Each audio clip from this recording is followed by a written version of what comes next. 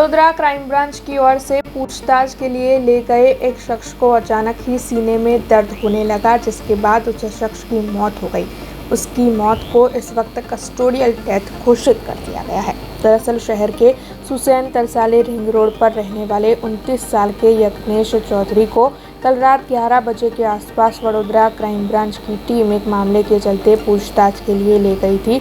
उसी दौरान यज्ञेश के सीने में दर्द होने लगा, जिसके बाद तुरंत ही उन्हें जमनाबाई अस्पताल इलाज के लिए पहुंचाया गया, लेकिन वहां पर डॉक्टर्स की ओर से इस शख्स को मृत घोषित कर दिया गया था, जिसके बाद यज्ञेश के परिजनों को इत्तला दे दी गई थी। हालांकि इस मामले के मद्देनजर पुलिस ने पोस्टमार्टम के लिए शव को भेज दिया है और कस्टोडियल डेथ घोषित कर पुलिस ने आगे की जांच शुरू कर दी है।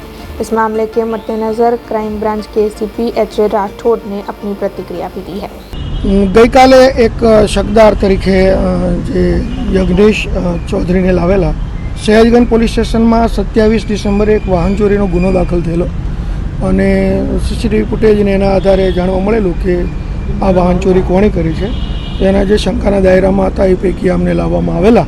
કાલે 9 વાગ્યા પછી એમને લાવવામાં આવેલા અને એની પૂછપરછ દરમિયાન એને છાતીમાં દુખાવાની જે એણે ફરિયાદ કરેલી એટલે એને તાત્કાલિક એમના જે બીજા શકદાર હતા એમને સાથે રાખી અને જમનાબાઈ હોસ્પિટલ લાવેલા અને ત્યાંથી એની તબિયત વધારે ખરાબ હોવાથી એસએસજી હોસ્પિટલમાં તેઓએ મોકલેલા અને અહીંયા લાવ્યા પછી 11:40 ડૉક્ટરશ્રીએ એને મરણ જાહેર કરેલા અને ચોકસાઈ રહે તપાસમાં એ હેતુથી અમે આને અટક નહીં કર્યો હોવા છતાં પણ કસ્ટડી તરીકે ગણી અને કસ્ટડીયલ ડેથ તરીકે આને લીધું છે અને ફોરેન્સિક પોસ્ટમોર્ટમ કરાવ્યું છે।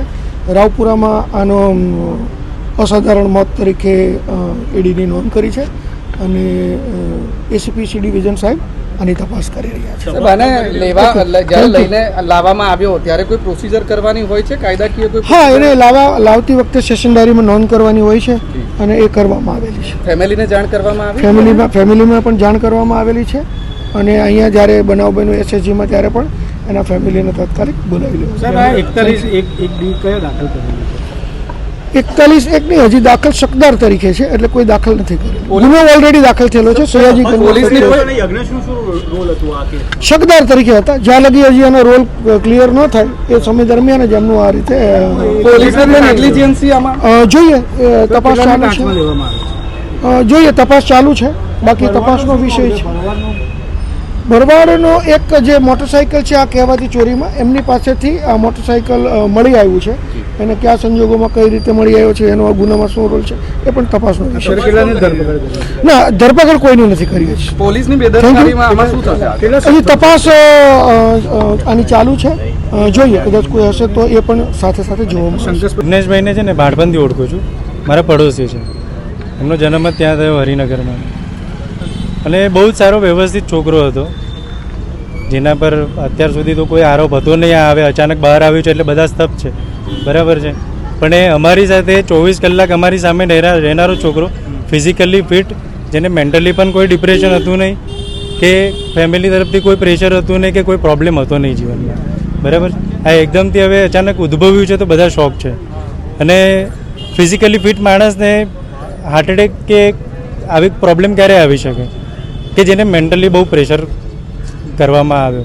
હવે કઈ રીતે કરવામાં આવ્યો, કોણે કર્યો એ આપણને કંઈ ખબર નથી। अब खबरों से लगातार अपडेट रहना हुआ आसान।